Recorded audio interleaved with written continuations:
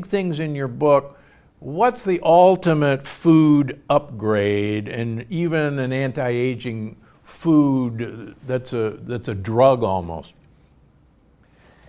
I've coined the term in Superhuman. I call it energy fats, and go a little bit deeper than you might think. And I like to think it's a readable way, talking about, okay, when you eat a fat, what is it going to do to the composition of your cells? And we like to say, oh, I drew my red blood cells and I had this much omega-3 and omega-6. But what your brain does, what your white fat around your middle does, and what the fat that's the cells in your heart or in your muscle tissue and your nerves, it doesn't all do the same thing when you eat something. So the fat is both a building block and a fuel source. But there's a unique kind of fat, these energy fats, that only convert to energy, and they do it with more energy than sugar does, and they don't get stored in the body in any meaningful way.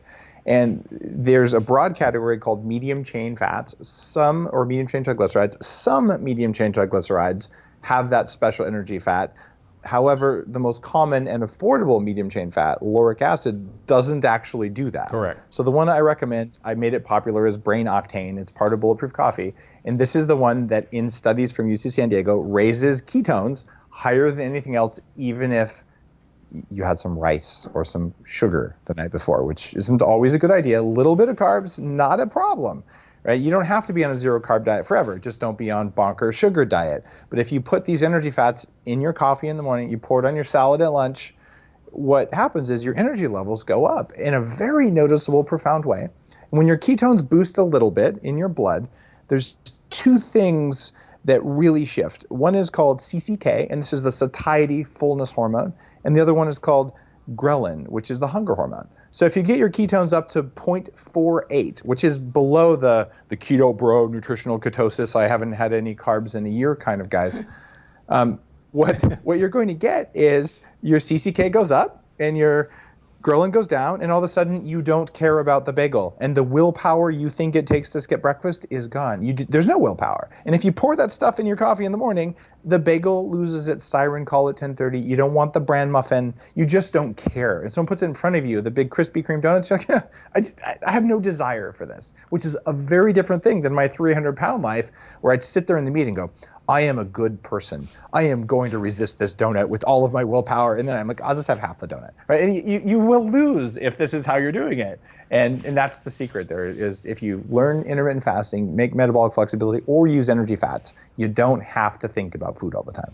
You mean, so I don't have to have a personal mantra, I'm not a person that eats bread? I just go, I am one with the donut. Okay. So let's quickly hit some of the more out there topics you explore in the book. Ozone therapy, what the heck is that? Are you from the ozone layer? Are we depleting our ozone? We are not depleting our ozone with the ozone therapy. This is an up-and-coming thing that is undeniably effective, that is going to take the world of medicine by storm over the next 5 years. It's been around for, since World War I, when we first started using ozone to treat infections in wounds. And ozone as a gas, if you breathe it, will make you cough, retch, throw up, or die if you breathe a lot of it. It is really, really noxious. It's also that beautiful smell after a rainstorm. It's all about the dose. So what you do with ozone therapy is you introduce ozone into the blood, into the vagina, into the rectum, or even just against the skin with cupping. And it has broad spectrum antimicrobial, so the antibacterial, antifungal, antiviral properties. But it does something very interesting, that your mitochondria are sitting there, and when they see ozone, ozone is a signaling molecule that tells them, hey, make more antioxidants.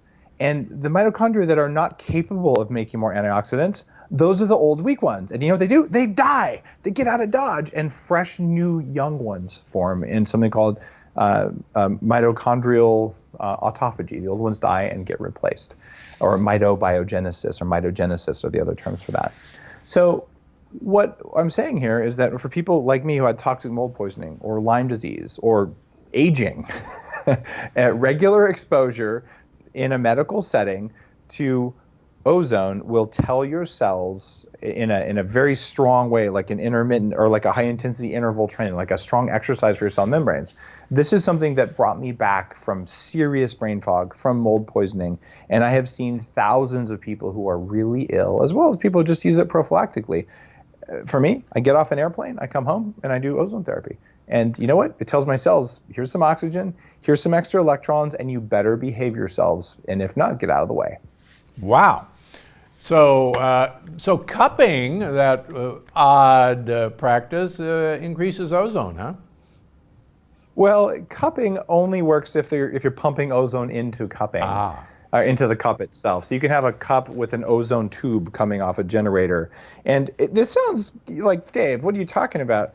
My daughter had an infection on the outer part of her ear. She scratched it on a rose bush. Her ear was 3 times its normal size. You don't want to take antibiotics if you can avoid them, but you do want to take them to save your life. It's one of those things. Good just don't point. overuse Good it. point. So we did ozone cupping. So we took a funnel, attached a hose to it, and ran a small amount of ozone to it, ran a fan on her so she wouldn't have to breathe any little escape things. And she sat there watching Netflix for 20 minutes, 3 times. Infection totally cleared. She was literally going to go to urgent care and get antibiotics. And it resolves that quickly. Deep wounds, burn healing, and it has been pioneered even for things like tuberculosis, drug-resistant diseases, but it's pioneered in Cuba and Russia, places that are not really cool in the West. And they did it because they didn't have access to antibiotics, and they found a way. Fortunately, it's old, but it's well studied. All right, how about taking boron for stem cells? I mean, 20-mule-team borax, or what's going on here?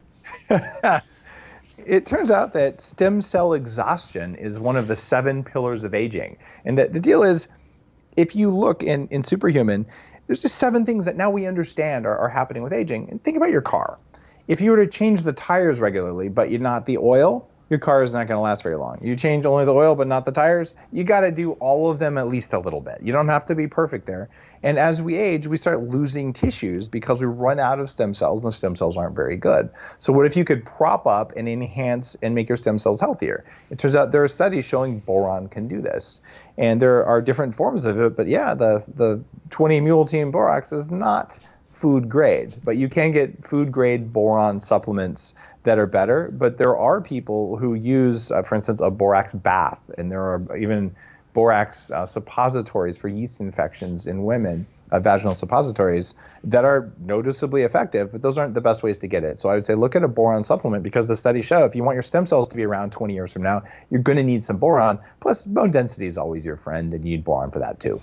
Yeah, I've been taking a boron supplement for many years now. So yeah, good. And thank you for pointing that out in Superhuman, because good trick.